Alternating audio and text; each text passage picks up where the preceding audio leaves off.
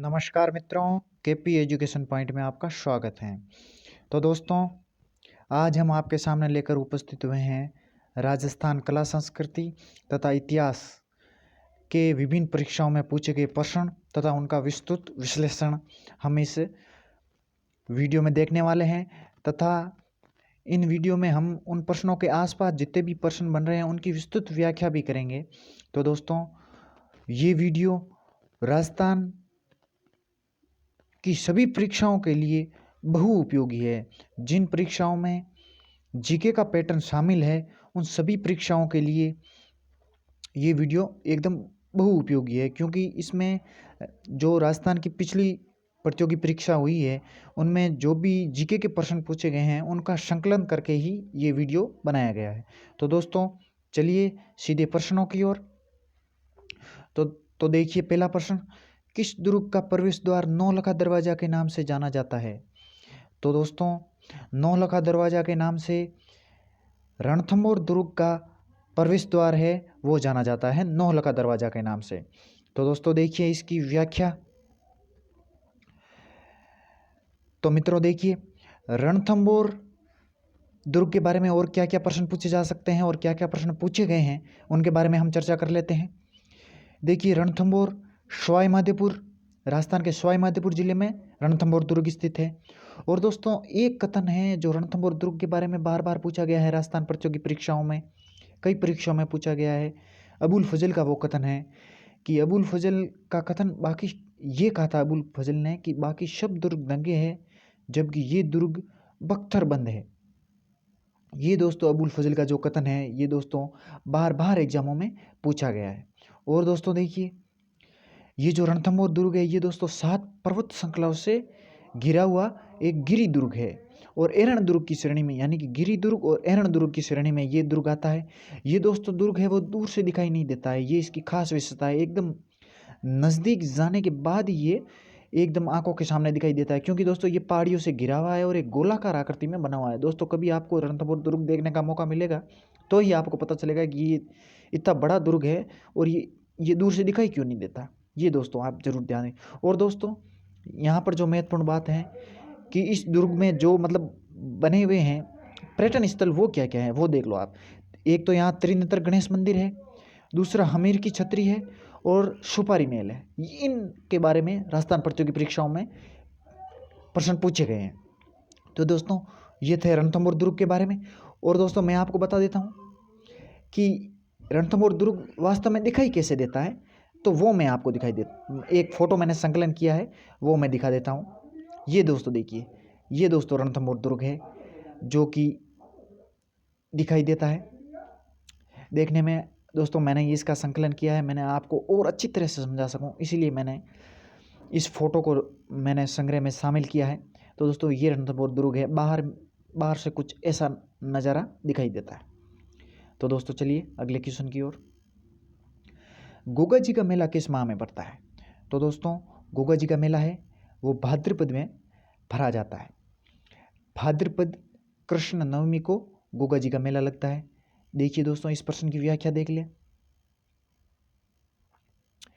दोस्तों, इस प्रश्न की व्याख्या है, गोगा जी का मेला भाद्रपद कृष्ण नवमी को भरता है।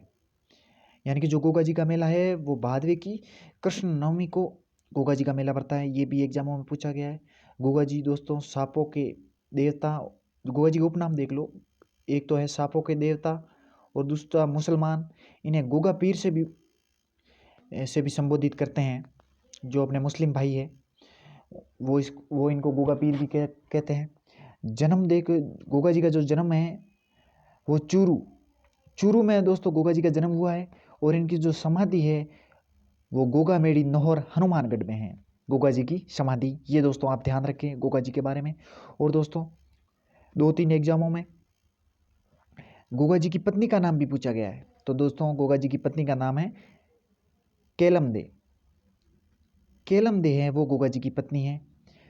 और दोस्तों, जो केलम दे है वो दोस्तों पाबू जी की भी भतीजी भी लगती थी रिश्ते में। पाबू जी लोक देवता की भतीजी केलम दे जो कि गोगा जी की पत्नी थी। और महमूद गजनवी से भीषण युद्ध भी किया था गोगा जी ने और विजय भी हुए थे। ये इतिहास में गोगा जी के बारे में जानकारी मिलती है। चलिए दोस्तों देखिए, गोगा जी के बारे में ये दोस्तों महत्वपूर्ण जानकारी है, आप ध्यान रखें। दोस्तों प्रश्न की व्याख्या करने का यही एक उद्देश्य है कि इसके आसपास जो प्रश्न बन रहे हैं वो आपको याद हो जाए, और इन्हीं प्रश्नों को राजस्थान की प्रतियोगी परीक्षाओं में बार बार पूछा जाता है। व्याख्या करने का यही उद्देश्य है। देखिए दोस्तों अगला क्वेश्चन, मेहमद आभूषण पहना जाता है। तो दोस्तों मेहमद आभूषण है वो, वैसे तो आपको ध्यान नहीं होगा कि मेहमद क्या है, पर दोस्तों ये सिर में पहना जाता है। मैंने दोस्तों इसका एक फ़ोटो कलेक्ट किया है, उससे आपको पता चल जाएगा कि मेहमद आभूषण क्या है। तो दोस्तों ये दोस्तों इस महिला के जो सर में पहना हुआ आभूषण है, इसी को ही मेहमद कहा जाता है। इसी तरह के आभूषण को मेहमद कहा जाता है। सामान्यतः इन्हीं आभूषणों को मेहमद कहा जाता है। दोस्तों ये तो मतलब सर में पहना जाता है, इसी तरह का आभूषण होता है। एग्जैक्टली ऐसा नहीं है, पर इस तरह का आभूषण जो पहना जाता है वो ही मेहमद, उसको ही मेहमद कहा जाता है। ये दोस्तों आप ध्यान रखिए, आप भूलिएगा मत। मैंने जो फोटो संकलित किया है उससे ही भी आप याद रख सकते हैं कि मेहमद सर में पहने जाने वाला महिलाओं का आभूषण है।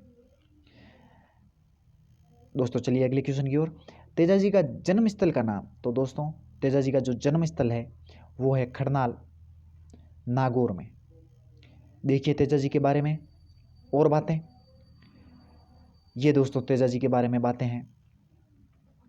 तेजाजी का जन्म स्थल खड़नाल नागौर, इनकी जो समाधि है वो चंदेरी अजमेर में, और तेजाजी को कृषि कार्यों के उपकारक देवता भी कहा जाता है। दोस्तों ये ध्यान रखिए, क्योंकि बहुत से एग्जामों में पूछा गया है कि कृषि कार्यों के उपकारक देवता के नाम से किसे जाना जाता है, तो दोस्तों वो है तेजाजी। दोस्तों इनकी पत्नी का नाम पेमल। दोस्तों लोक देवताओं की पत्नियों के नाम भी बार बार एग्जामों में पूछे जाते हैं, तो आप उनको भी अच्छी तरीके से याद कर दें। जैसे तेजाजी की पत्नी का नाम पेमल तथा गोगा जी की पत्नी का नाम केलमदे था।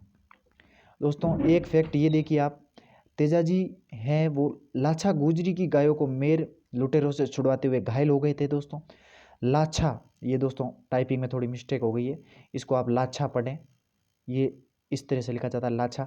लाछा गुजरी की गायों को मेर मीणाओं से छुड़ाते हुए तेजाजी घायल हो गए थे। दोस्तों अगर लाछा गुजरी के बारे में एग्जाम में प्रश्न पूछा गया तो दोस्तों इस तरह से पूछा जाएगा कि लाछा गुजरी का संबंध किस लोक देवता से है। तो दोस्तों आपको ध्यान रखना है कि लाछा गुजरी का संबंध तेजाजी से है। तेजाजी दोस्तों सांपों के दूसरे देवता हैं। सांपों के पहले देवता हैं गोगा जी, और सांपों के दूसरे देवता तेजाजी को माना जाता है। और दोस्तों तेजाजी की जो घोड़ी है उसका नाम है लीलन। लीलन इनकी घोड़ी है, और उस लीलन घोड़ी के दो नाम है, एक तो लीलन और दूसरा श्रृंगारी। दोस्तों ये दो ही घोड़ी एक ही है, पर इनके दो नाम हैं, ये आप ध्यान रखें। लीलन व श्रृंगारी एक ही घोड़ी के नाम है, और वो है तेजाजी की घोड़ी।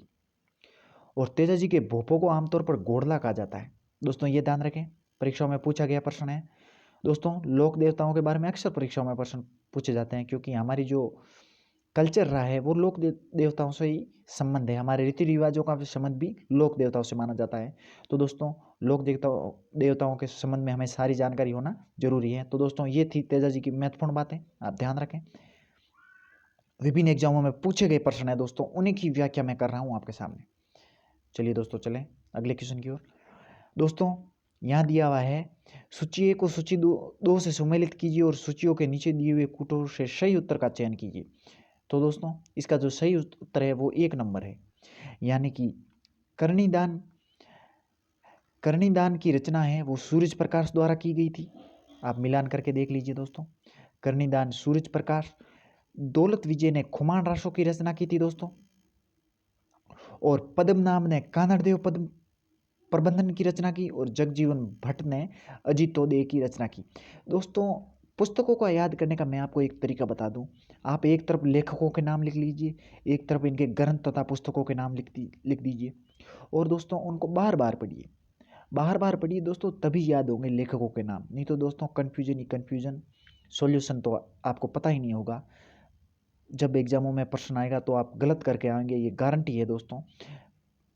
इससे अच्छा होगा कि आप इनको लिख कर रट लें।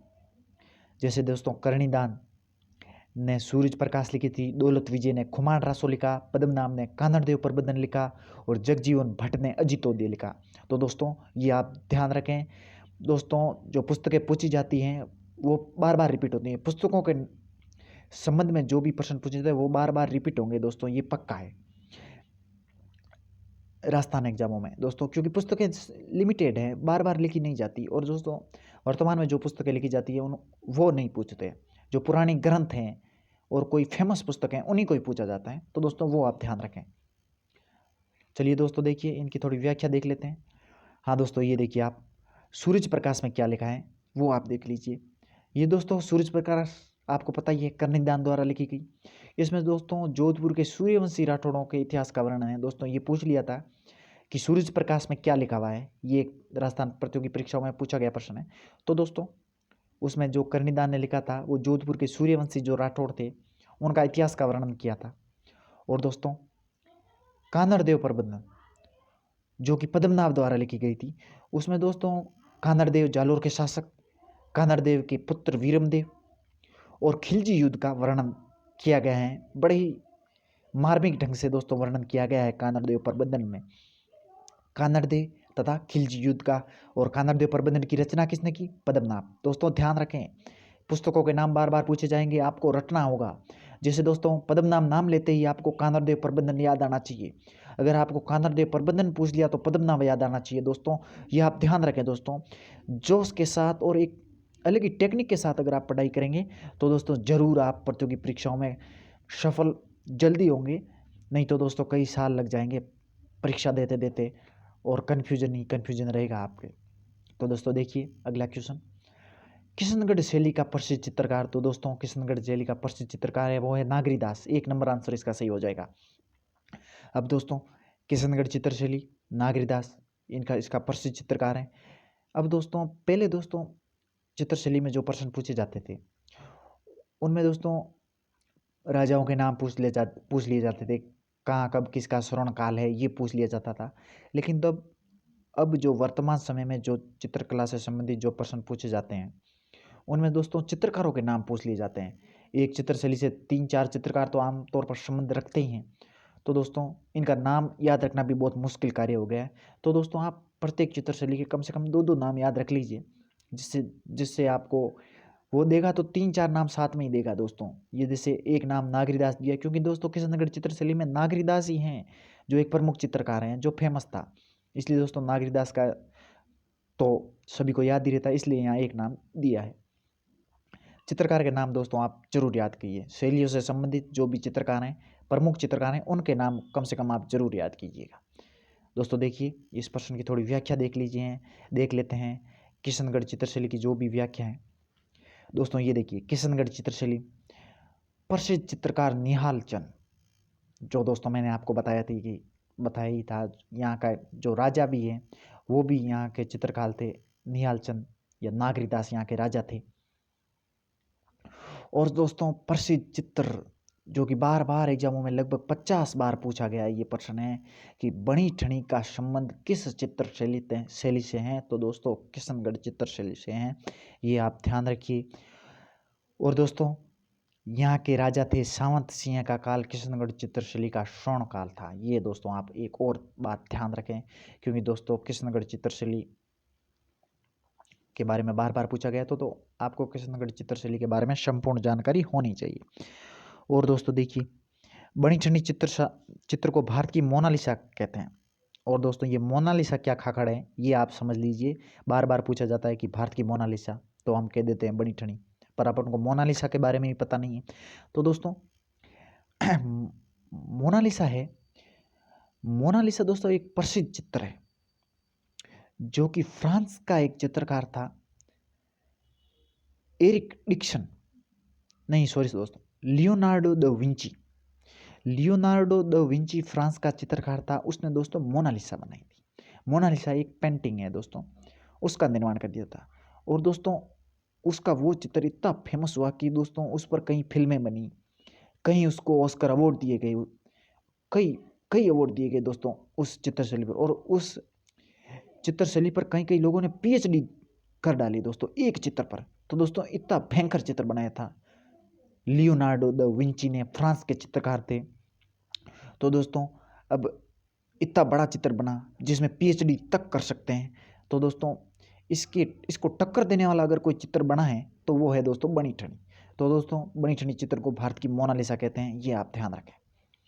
और दोस्तों देखिए, इस शैली को अंतर्राष्ट्रीय स्तर पर जो ख्याति दिलाने का काम है वो किया था एरिक डिक्सन तथा फेज अली ने। ये दोस्तों चित्रकार हैं जिन्होंने बनी ठनी चित्रशैली को अंतर्राष्ट्रीय ख्याति दिलाने में महत्वपूर्ण भूमिका निभाई थी। दोस्तों ये आप ध्यान रखें। चलिए दोस्तों चलें अगले क्वेश्चन की ओर। रावण हत्या क्या है? दोस्तों ये पूछा गया है कि रावण हत्या क्या है।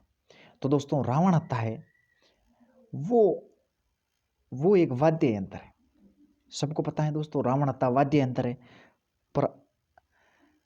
पर ये नहीं पता कि रावण हत्या दिखता कैसे है, ये बहुत से स्टूडेंटों को पता नहीं है। तो दोस्तों मैंने भी एक फोटो संकलन किया है रावण हत्या का, वो आप देख लीजिए, उससे आपको क्लियर हो जाए कि ये ही है रावण हत्या। आपने देखा भी होगा पर आपको पता नहीं है कि इसका नाम रावण हत्या है। ये देखिए दोस्तों, ये है रावण हत्या। इसको आप ध्यान रखिए, इमेज बचा लीजिए, दिमाग में सेट कर लीजिए कि रावण हत्या ये दोस्तों तत्वाद्य यंत्र की श्रेणी में आता है रावण हत्या, जो कि जैसलमेर के कलाकारों को द्वारा ज़्यादातर यूज लिया जाता है। वीणा के जैसा ही दिखता है, समकालीन है, उसके जैसा जैसा हुबहू है रावण हत्या। तो दोस्तों रावण हत्या आप देख लीजिए, ये वाद्य यंत्र है। तो दोस्तों ये थे राजस्थान कला संस्कृति और इतिहास से जुड़े महत्वपूर्ण प्रश्न का पार्ट 3। हमने 2 पार्ट ऑलरेडी बना चुके हैं दोस्तों, विभिन्न प्रतियोगी परीक्षाओं में पूछे गए और उनकी व्याख्या भी दी है क्योंकि राजस्थान में जो सामान्य ज्ञान के प्रश्न पूछे जाते हैं कला संस्कृति और इतिहास के संबंध में, वो दोस्तों जो प्रश्न पूछा गया है उसके आसपास के प्रश्न ही बार बार पूछे जाते हैं दोस्तों। लगभग 70 से 80% क्वेश्चन है जो कि प्रश्नों के आसपास पूछे जाते हैं, जो कि पिछली प्रतियोगी परीक्षाओं में पूछे गए हैं। तो दोस्तों कैसा लगा वीडियो ज़रूर बताएं कमेंट में, चैनल को सब्सक्राइब जरूर करें अगर आपको वीडियो थोड़ा भी हेल्पफुल साबित हुआ है। तो दोस्तों ये था आज के महत्वपूर्ण क्वेश्चन। चलिए दोस्तों मिलते हैं अगले वीडियो में। धन्यवाद दोस्तों।